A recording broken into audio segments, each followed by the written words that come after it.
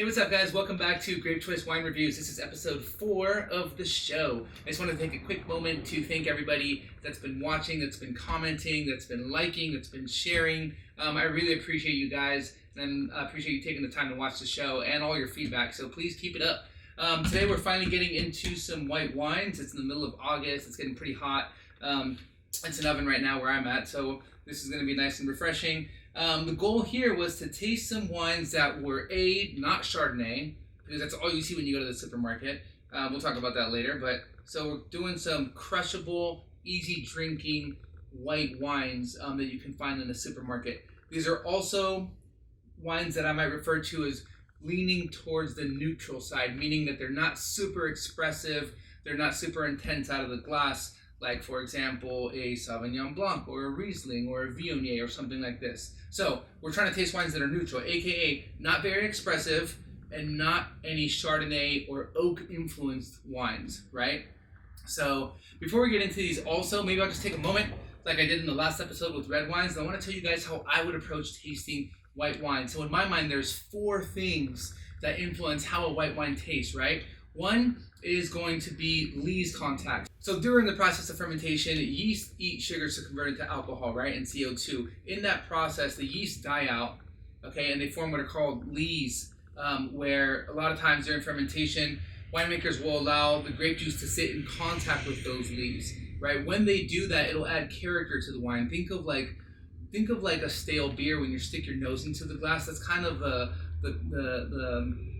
flavor or the smell or aroma that you would get from lees, right? Think of like a fresh peanut shell or something like this. You can even think of, if you're thinking yeast already, think of dough or sourdough bread, things like this. They're comparable components to what lees might actually be to a wine. So that's one thing, right? Lees contact. The other thing is skin contact. So ideally when you're making white wine, or actually at a most basic level, you're squishing your grapes, and then you are going to choose when you want to separate that liquid from all the squished grape skins and stems and other things that you might find in the vineyard or that were picked off of the vine. So some people will separate the juice very quickly to obtain a liquid that's pretty neutral and clear, and other people will let that juice sit with the skin for an extended amount of time.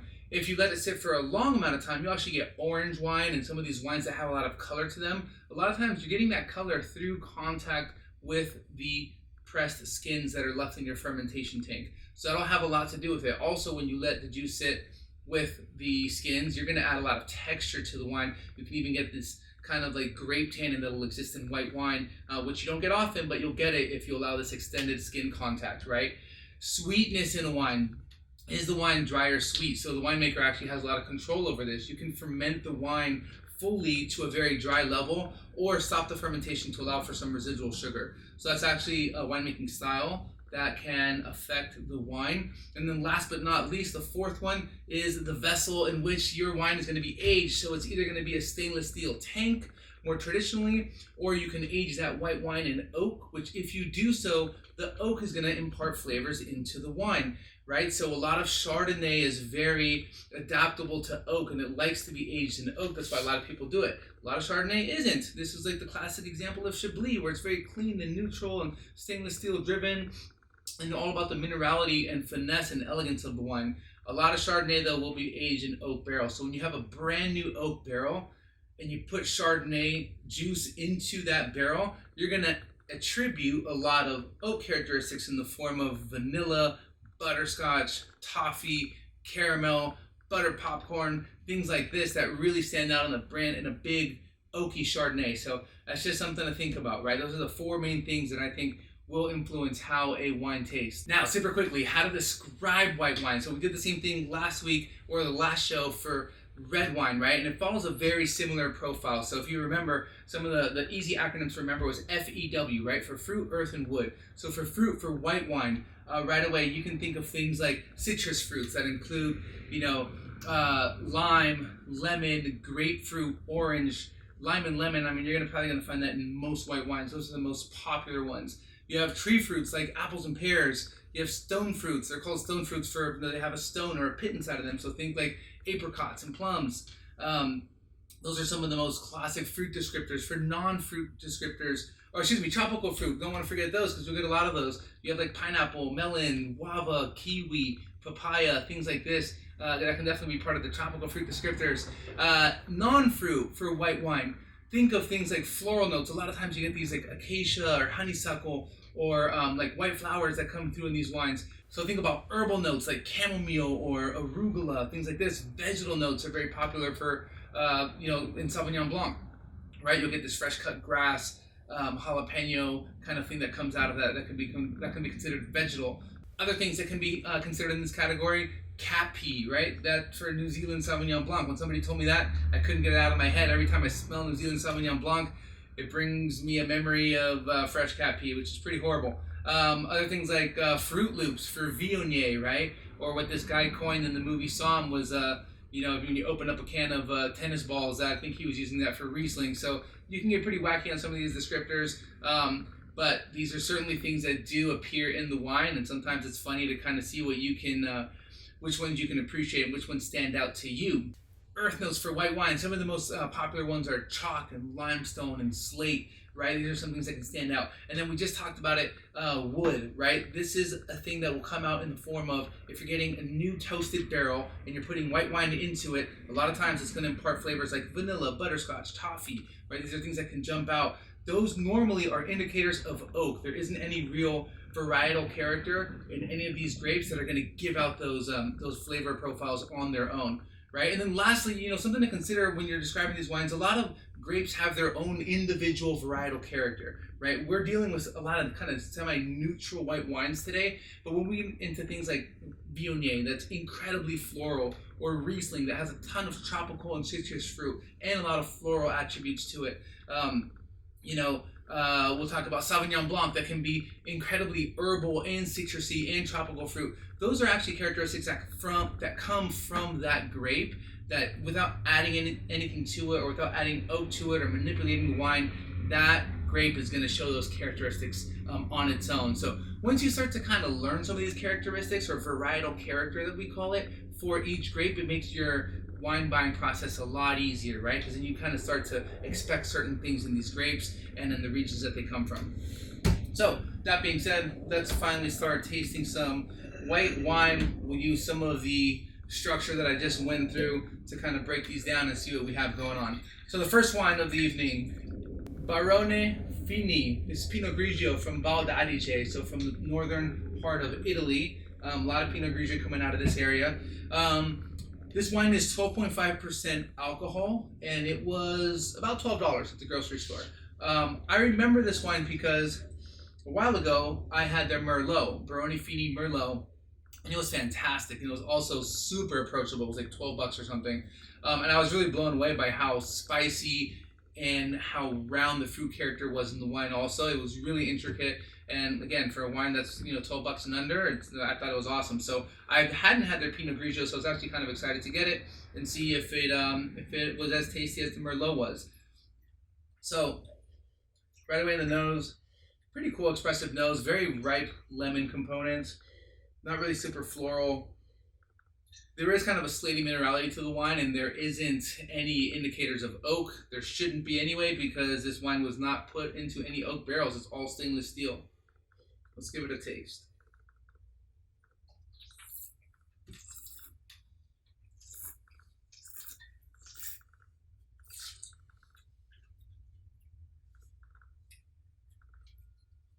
Wow, so that one is pretty good. It's pretty citrusy. It's very lemony, very lemon driven. Pretty ripe. I like that it has a pretty round texture to it. Another thing that I like about this wine is that it has a really nice acidity to it. It kind of lingers, so it doesn't drop off pretty quickly. It's pretty simple.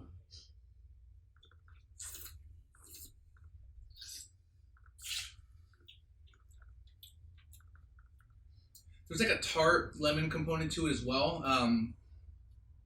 Again, it's very, very simple. I think a lot of these Pinot Grigios, this is exactly what we're looking for. Sometimes I hear people refer to them as the vodkas of the wine world, and that they're very neutral. They don't throw out a lot, but that's kind of what you're looking for, right? I want to talk about temperature too. So I had these chilled. I have brought them down to, not super chilled, because when you chill a wine too much, especially a white wine, you can mute the flavors of the wine a lot. So It's not a bad thing, especially on a day like today where it's super hot out. Of course, you want to have a very nice, chilled, easy drinking white wine that's going to be super refreshing and crushable. But if you're having, kind of something that might have been, first of all, might have cost you a little bit more, and you want to explore the wine a little bit more and really appreciate it a bit more, you shouldn't have it super, super chilled. You might want to take it out for a little bit before serving the wine, and you're going to get more of the nuances of the wine. This wine, still pretty chilled, but I think it's delicious. Pretty straightforward. There is a leesy component. I know that this wine was aged on its lees for 6 or 7 months, which does give it this kind of sourdoughy, bready, like fresh baked bread component, which goes really well with the kind of lemon, citrus, lemon curd that's going on in this wine. Not super floral, no oak on it.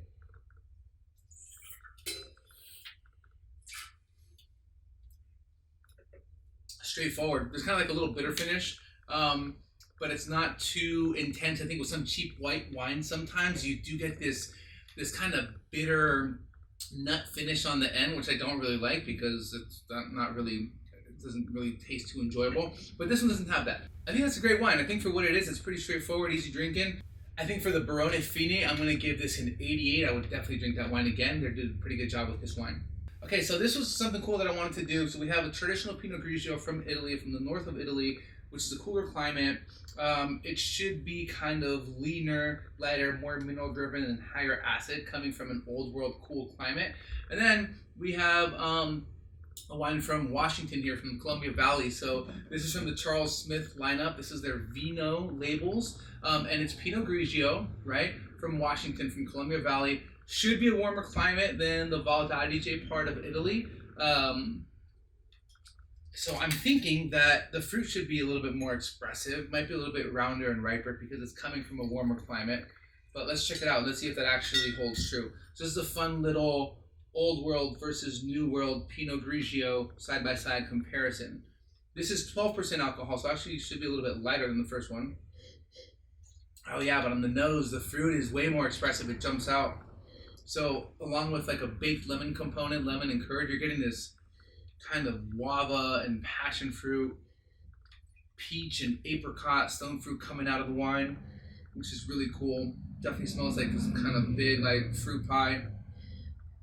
That's pretty wild.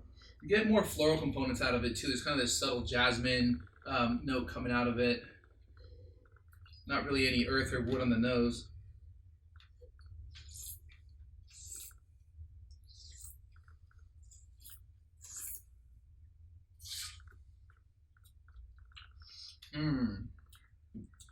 Yeah, it's intense. Wow, this wine definitely has kind of a rounder, creamier texture to it, especially compared to the first one, to the first Pinot Grigio, which is interesting because it's lower in alcohol, so you think that it'd be kind of a lighter style, but it actually sits a little weightier on the palate, and it coats my entire palate, whereas the first one was very linear.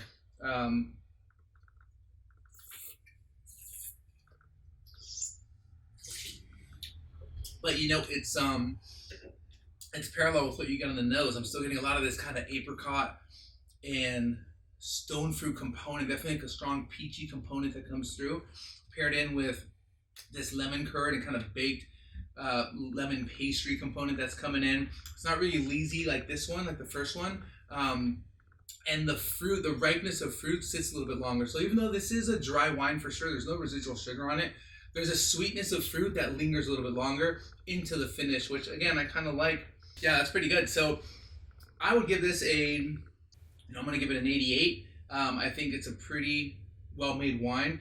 It is, especially if you're looking for, differences in Pinot Grigio. So these are pretty classic, I think, that this is, we had the Italian version, very clean cut, very lemon-driven, more mineral-driven and higher in acidity, and, pretty simple. This Washington one, coming from a warmer climate, does have notes of richer, riper tropical fruit on it. Not so much tropical, more stone fruit, like the apricot and peach notes that we were looking at. So if you want a fruitier style of Pinot Grigio, I would definitely look at this style. I think it's pretty good. And again, I do like the balance in the finish, that it doesn't have that kind of that off-putting bitterness at the end of it. Okay, let's move on. So the next wine that I wanted to get that was, potentially a little bit more neutral, easy drinking, and definitely no oak on it was this Chenin Blanc. So on the label, all it says is the producer name, which is Sauvion. Hope I didn't butcher that too bad. And it's from Vouvray, which they help you too and say that it's from the Loire Valley, France. So the Loire Valley is kind of in the center of France, runs out from the center of France all the way west to the Atlantic, and it covers a lot of ground. And there's a lot of different white wines and red wines that are made in this area. Some of the more popular ones are Muscadet, right? All the way to the west on the coast. You see a lot of Muscadet coming out of that region. This producer, Sauvion, apparently is very well known for making a lot of Muscadet. Then when you get kind of closer to the middle of the Loire Valley, you're seeing a lot more production of Chenin Blanc, right? Two of the main appellations for Chenin Blanc in the Loire Valley are Savennier and Vouvray, right? So typically, historically, Savennier will be always a very dry style, kind of medium plus in body, and be very expressive, super high acid. You're normally seeing some type of skin contact there, and you're getting these really interesting, amazing wines. We'll taste one soon for sure. I love those wines. And then across the river, you have Vouvray, which is another appellation for Chenin Blanc, but Vouvray is known for making basically every single wine style out there. So, like sparkling wine to, off-dry sparkling wine to dry white wine to off-dry white wine to sweet to fully sweet. So their style is all over the board. Normally they would tell you as if it's sec or demi-sec, sec being the drier style and demi-sec having more residual sugar, and you're most likely going to be an off-dry, aka sweet style. And it does not say that here on the label. So you would not know whether or not this wine is a dry style, which I don't like because, again, we're trying to figure out... Oh, it says medium dry here, sorry, on the very back in small print. So that should say something. But they don't have any of the official designations for dry like sec or demi-sec, so that's kind of weird. But let's see what this wine tastes like. Again, for Chenin Blanc, typically you're getting these very high acid wines. You're getting this kind of yellow apple and lemony flavor components that come through in the wine. You typically get some secondary notes of like hay and honey and things like this, but balanced out with some real nice high acid. So let's see what's going on. This is definitely falling into the yellow apple and lemon category. With Chenin Blanc and wines from this region, sometimes we talk about oxidized fruit, or people love to throw out these terms of oxidative fruit, which simply means, like, imagine if you had a fresh yellow apple and you took a bite out of it, right? And it's super fresh and ripe. And then you left that apple on the counter and came back, 5 or 6 hours later, and it's starting to brown. Well, that's kind of what you would imagine oxidative styles of fruit to taste like, right? The ripeness is going away and it's going into a different stage of development, right? Not so ripe anymore. But this is really bright, right? So you're getting a lot of fresh yellow apple and lemon, like we were talking about. You definitely get a little touch of honey and this kind of hay component that comes through. No vanilla or butterscotch or anything like that because there's no oak on this wine.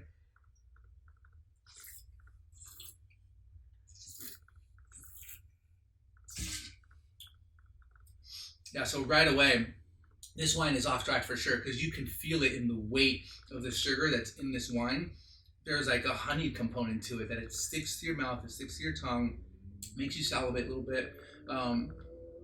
And it is a kind of a richer style of wine. The alcohol on this is 12% also, but it's crazy. I think just the sweetness of the wine makes it feel like it has like a more depth in its weight. So yeah, honeysuckle, definitely overdeveloped lemon. There's like a baked yellow apple pie to this. There's like an applesauce note to it. It's very, very appley. A lot of acidity to it, which is great because when you can maintain a wine that has high acid, but also that is off dry, those two things tend to balance out very well. That's why you have Rieslings can be some of the best wines in the world when they have a little bit of residual sugar, but on the back end they have this super high acid. It balances it out, right? Look at Coca-Cola, for example. That's why people love it, right?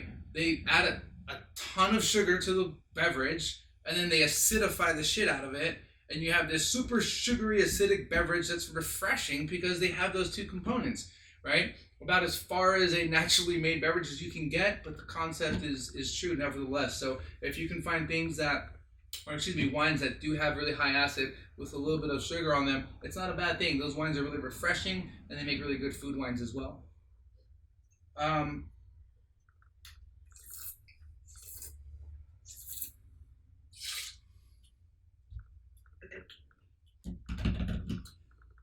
Even though this isn't my favorite style of wine, I think it is super classic to the region. This is an off-dry style of Chenin Blanc with a lot of acidity in the back end.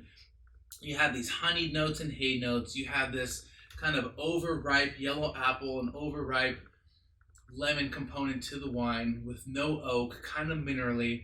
I mean, that's super classic for what you'd expect out of this region. I think it's a phenomenal food wine as well. With anything that has a little bit of heat or really intense flavors, you go the opposite route with a little bit of sweetness and lightness, right? Man, I feel like I'm going to give the same scores all day long here. Like, I don't want to, it's not a wine that's jumping out at me as being one of my favorites on here. But if that's a style you're looking for with a little bit of sweetness, by all means, this is a fantastic wine. You know what? I'm sorry, guys. I'm going to do it. I'm going to give it an 87. We'll stay in that same category. Okay. Last but not least, so Albarino, another kind of semi-neutral white wine with no oak. Boom, this is the Martin Codax Albarino 2018 from Galicia, which is in the northwestern part of Spain, specifically Rias, Baixas, which is where you're seeing a lot of Albarino coming out of. So for me, I love Albarino, again, because normally it has a really good combination of gravelly minerality. You have this really cool kind of citrus notes, but what's unique about Albarino, sometimes you get this orangey orange blossom note that comes through that pairs well with the high minerality. It also tends to be like a gravelly minerality versus like chalky or flinty. Typically we'll have pretty good acidity, kind of floral, and then finish very dry. It's just kind of a really fun, unique wine. So let's see what we have. I don't know if I'm getting too much of the orange notes on the nose for this wine. Maybe a little more of like an orange pith or like orange skin. It smells a little smoky and a little like gunflame, which reminds me of Gruner Veltliner, which, by the way, I couldn't find any Gruner Veltliner at the store, and which you can normally always, at a decent price point, get some Gruner Veltliner, which is an Austrian grape, an Austrian wine, for 15 bucks and under. That'll blow your socks off in this category of neutral, dry, minerally, and potentially smoky styles of wine. I'm getting that from this. This is like kind of pencil lead, gravel, graphite, a little smoky. The citrus tones on it are a little bit muted, which, you know what, I kind of like. Sometimes it's different, kind of more of a serious style of wine. Let's see what's up on the palate.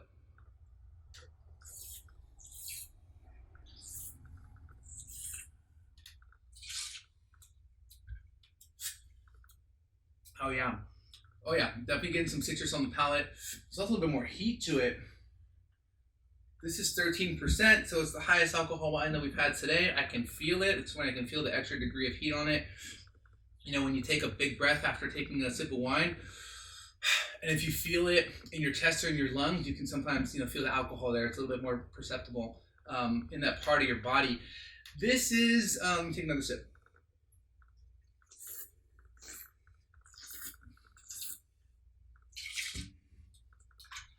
Man, this reminds me a lot of Gruner Veltliner. This has grapefruit, right? Grapefruit pith on it. This is very dried out lemon. There's this dried orange peel, dried orange citrus, gravelly minerality, graphite for secondary notes, kind of a dried floral component.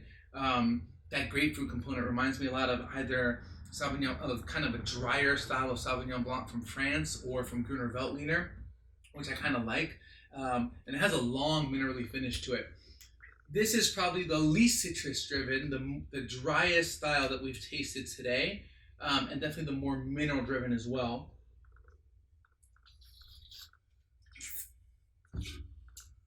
For those of you who know me, know I like that style. You're like, oh my God, he's about to give this wine 100 points. No, I'm going to be fair here. I think that this wine, I do enjoy this style a lot. Again, pretty simple, straightforward. I'm going to give it an 88